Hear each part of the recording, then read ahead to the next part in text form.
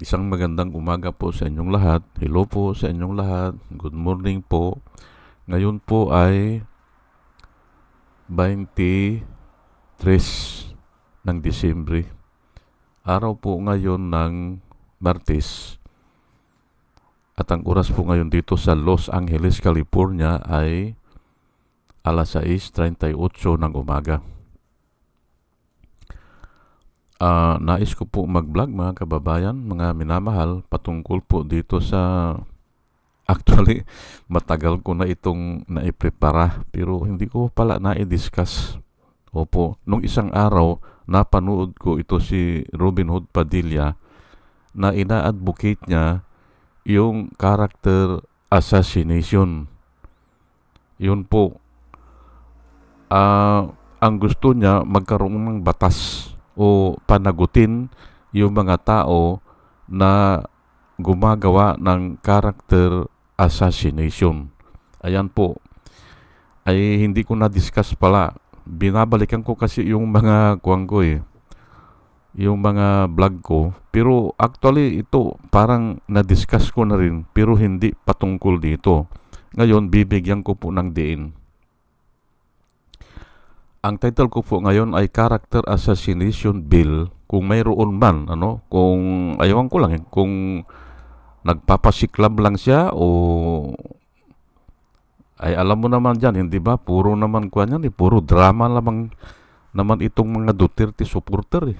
Puro mga drama. Opo, hindi ko alam kung nagdadrama lang Ang title ko po ngayon ay Character Assassination Bill of Robin Hood Padilla kasi yun ang pinapanukala niya. At kung mapapakinggan mo yung explanation niya, kung wala kang alam o mahina ang pananampalataya mo o hindi ka nagre-research, hindi ka nagbabasa, ay madadala ka. Matagal na po yan eh. Kay Irap Estrada po yan talaga. Sa pagkaalam ko, si Irap ang nag-advocate niyan dati. Character assassination, hindi ba? O, ayan po hindi ba? Ay, ang ganda pong pakinggan hindi ba? Kung may pumapatay daw ng tao, ang sabi nila, ang advocacy nila ay pinapanagot ng batas, ay paano naman yung character assassination? Dapat panagutin din daw ng batas. Ayan po. Pero ay, sige, ay pag-usapan po natin. Actually, ay gawa-gawa lang po ng tao yan. Opo. Kung tutuusin, ay mayroon ng batas dyan. Yung paninirang puri. Opo. Mayroon ng batas yan. Pero nga, ay ang tao gustong sumikat po eh.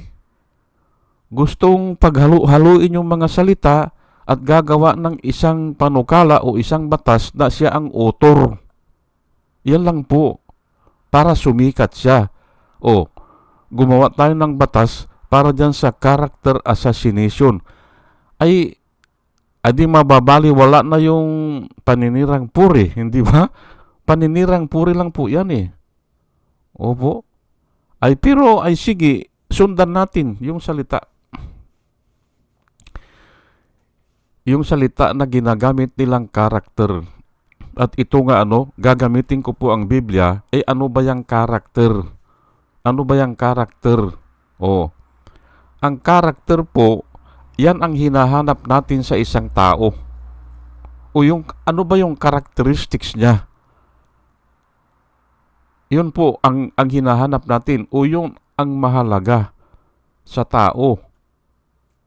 Hindi ba? Kung minsan, napapakinggan natin, uy, huwag kang lalapit dyan, o huwag kang makibarkada dyan, o huwag kang makipagkasundo dyan. Dahil walang karakter yan. Malimit po na narinig natin, walang karakter. Ang tao na yan ay walang karakter. Ay ayan po, ay ano ba ang karakter?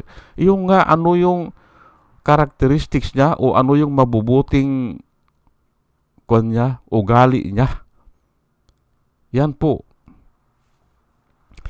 Ngayon ay sang-ayon po sa Biblia at ito hindi pwedeng magkamali ito. Kasi naobserbahan ko po sa maraming tao po ito eh. Kaya nga sinasabi ko ngayon eh, sa edad ko na ito, na 67 na ako, at the age of 67, alam ko na yan, paano nabubuo ang isang karakter ng isang tao. Ang karakter po ng isang tao ay nabubuo dahil sa mga problema. Opo, hindi niya nilalayasan yung problema niya, hindi niya tinatakasan. Mga trials and temptation. Diyan po nahuhubog ang isang karakter. Nasang-ayon po sa Biblia yan. At babasahin ko rin po para maniwala kayo. Yan po Pero yung tao na wala namang pinaglalaban o tumatakbo sa mga laban, wala pong karakter yan. Ang tanong natin dito kay Robin Hood Padilla ay wala ngang karakter ang tao eh kung wala namang pinaglalaban eh. Hindi ba? Kasi kung nahirapan siya, kung napansin niya na hirap na siya, ay aalis na yan o aalisan na niya yung pinaglalaban niya. Wala pong karakter yun. Ganun po yan. Ngayon, ay ano ay itong nilalaban ni Robin Hood Padilla? Yung character assassination, hindi ba? Kung tawagin niya ay character assassination, ay wala nga pong karakter ang tao eh. Kung wala namang pinaglalaban eh. Hindi ba? Ang ibig sabihin, wala siyang identity o hindi siya integrated o wala siyang integrity. Hindi siya whole. Kasi may parte ng kanyang sinasabi doon sa kabila, maya-maya doon sa kabila. Parang anino, hindi ba? Parang anino ng tao. Sa umaga na andun sa kabila, sa bandang hapon na andun na sa kabila. Ganun po eh. Kasi nga, ang hinahanap lang nila ay saan sila makakuha ng pabor. Iyan po ang mga walang karakter. Ayan po paano mong tatanggalin yung karakter nila? Ay wala nga silang karakter. Hindi ba? Yun ang sinasabi ko dito. O sige, umpisahan natin. 1 Peter chapter 1, verse 6 hanggang 7.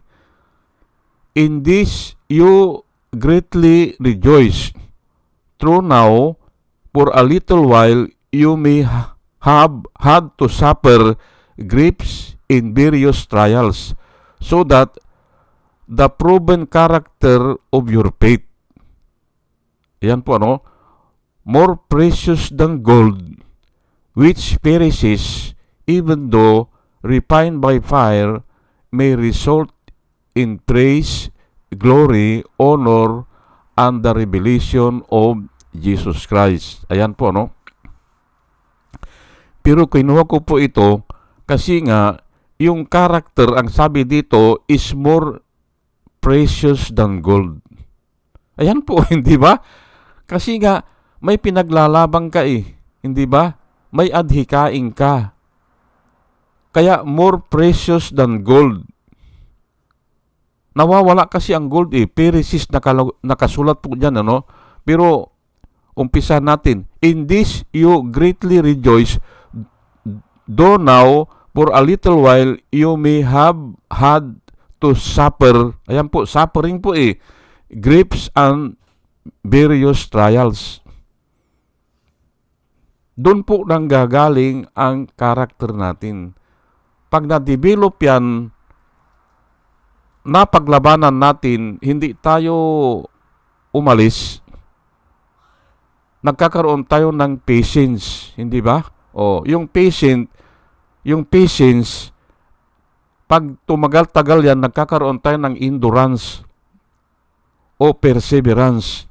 Yung perseverance, pag nadidevelop na yung character. At pagkatapos ng character, hope. Yung pag-asa. Saan? Pag-asa po sa Diyos. Kasi hindi mo naman madidevelop ang karakter kung mali ang iyong pinaglalaban. Mali sa palatuntunan ng Diyos. Iiwas ka eh. Hindi ba? Katulad ngayon, hindi ba? Anong pinaglalaban ngayon ni Rodrigo Duterte? Anong pinaglalaban niya? ibigay daw sa kanya yung kanyang karapatang pangtao. Bakit hindi niya ipaglaban yung yung papatayin niya lahat ang dik na Pilipino? Ipaglaban niya yun. Pero hindi niya nga maipaglaban yan kasi nga hindi naman totoo yun eh. Yun po ang mga walang karakter. Ay ito ngayon si Robin Hood Padilla, hindi ba? Alam natin na tinakbuhan niya yung balot vendor, hindi ba? Nakabunggo yan eh, sa Angeles eh. Sa Angeles, Pampanga. Angeles City, hindi ba? Nakabunggo yan ng balot vendor ata.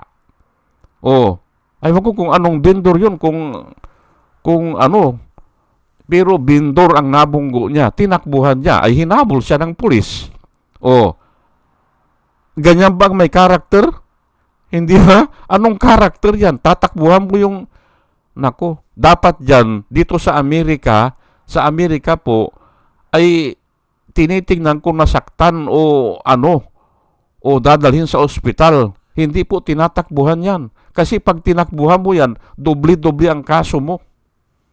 Ay siya, tinakbuhan niya. Anong karakter yan? Hindi ba? Anong karakter ang makukuha natin dyan sa ganyan? At ngayon naman, senador siya sa pamamagitan ng Smartmatic, naging senador siya kasi niloko lang nila yan. Bakit magiging number 1 yan? Papayag ba ang sambayan ng Pilipino na magpapasahod ng ganyan na walang alam, hindi ba? Papayag ba?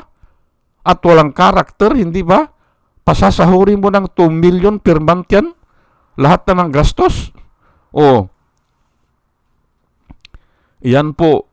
'Di ba? Pero nga ang pinaglalaban niya ay yung pinaglalaban ni Irap noon, yung character assassination. Alam niyo po, kahit na po ano pwedeng sabihin eh. Hindi ba? Kahit na ano po pwedeng sabihin, ganyan po ang tao eh.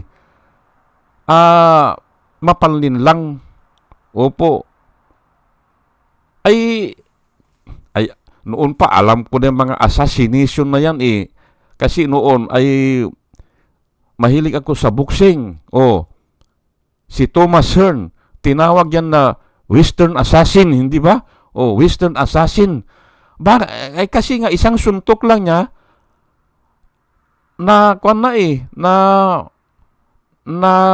natutulog na yung kalaban niya. Kaya tinawag siya, kung tawagin siya ay Western Assassin. Ganon din si Larry Holmes, hindi ba? Tinawag din na Eastern Assassin naman. Ewan ko kung ano ang ibig sabihin ng Eastern Assassin. At ito si Manny Pacquiao, dahil lahat ng Mexican na nakakalaban niya, napapatumba niya o napapatulog niya, ay ang tawag sa kanya ay Mexican Assassin. Wala pong problema dyan kasi nga mga tawag lang yan eh. Pero ito ay bakit gagawa tayo ng batas dyan sa character assassination? Hindi ba? Mali po eh. Ito po sa Romans 5 verse 3 hanggang 4. And not only that, ang nakasulat dito, but we also glory in tribulations. Binigay ko na ito kahapon, knowing that tribulation produces perseverance. Ayan po yung perseverance naman produces character, and character hope. Mauuna muna ang tribulations po eh. Yung mga pagsubok, yung mga problema, nauuna yan.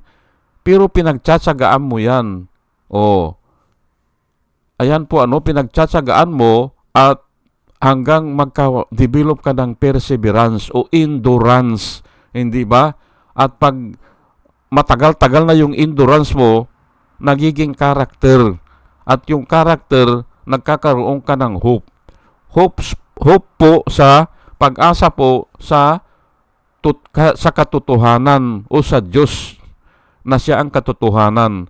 Hindi ka naman aasa sa kasinungalingan po hindi eh. Ayan po James 1 verse 2 at saka 3, Brother, count it all joy when you fall into various trials, knowing that the testing of your faith produces patience. Hindi ba? Ayan po. Nakasulat po yan. Hindi ba? Kung hindi ka mapasensya, pag nahirapan ka, aayaw ka na, wala kang karakter. Paano ngayon papatayin ang karakter mo? Hindi ba? Kung wala kang karakter. Yan po ang tinatanong ko dyan kay Robin Hood Padilla. Hindi ba? Puro kalukuhan lang yan. Hindi ba? Magandang pakinggan kasi nga ay writer po ang nagsusulat yan eh. Tapos binabasa lang nila yan eh. Tapos ipopronounce ng maganda with feeling, hindi ba? O ipopronounce nila. Ay propaganda lang po yan eh. Pero walang laman, hindi ba? Kasi nga wala bang karakter eh. Sige nga, ilaban nga ngayon ni Kwan. Ilaban nga ngayon ni Duterte, yung sasabihin niya na, o yung sinasabi niya noon, pati ito si Bato, napapatayin nila ang mga Pilipino, mga adik, lahat, para gumanda ang Pilipinas, ilaban nila yan. Kung kaya nilang ilaban. Hindi ba? Wala eh. Hindi sila lalaban yan eh. O hindi nila ilalaban yan kasi alam nila mali. At yan ang mga taong walang karakter. Paulit-ulit na lang po ako dito para bigyan ko ng emphasis. Oh, ayan po, hindi ba? Oh, ano pong masasabi natin diyan? Oh, sa character assassination, hindi ba? Walang kwenta yan. Hindi ba? O sige po hanggang dito na lang po At bago po ako mag-umpisa, nananalangin po ako sa Panginoon na sana sa lahat po ng nakikinig, mga kababayan, mga minamahal ay magkaroon ng wisdom na nanggagaling po sa Panginoon. At muli, mga kababayan, mga minamahal, magandang umaga po sa inyong lahat at salamat po sa inyong pakikinig. Salamat po ng marami. Salamat po.